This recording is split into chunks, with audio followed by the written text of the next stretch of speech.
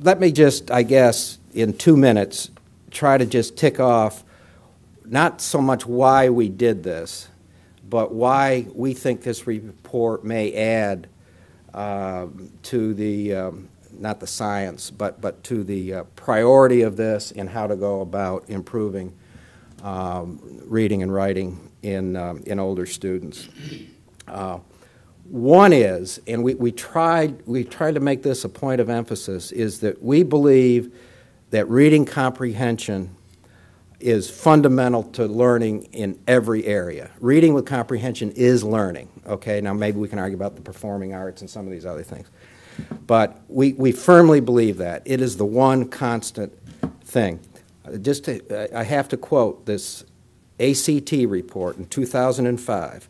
They set a benchmark for reading. Reading, saying you got to read at this level if you're going to have a chance to succeed in college. Then they took those students who did not meet that reading benchmark, and they looked at how many of those students succeeded on the science benchmark. Only 5%. And then they took the students who did not meet the reading benchmark and compared it to the students who succeeded on math. Only 15% succeeded on math. If you can't read with comprehension, you can't do math, and you can't do science, and you can't do social science, and you can't do a lot of this other stuff. So that's one point. And I can tell you, and Tanya knows, at Cal State University where I was, reading with comprehension, expository reading and writing was 90% of our remedial problem. Okay? It wasn't math, it wasn't writing. You know, the mechanics of writing. It was being able to read with comprehension and then write about it. 2, a great emphasis on state-level, statewide policy. That shouldn't come as any great surprise looking at our board of governors and state legislators and chief state school officers, you know, if you got to. But, you know, this is throughout the whole report. We need state-level, statewide policy that's specific about some key points in the report to make sure all schools in the state are moving in this direction and making it a priority. So that's the second of 4 points. Third, the emphasis on the role of the subject matter teacher. And once you get through middle grades and into high school, they're all subject matter teachers.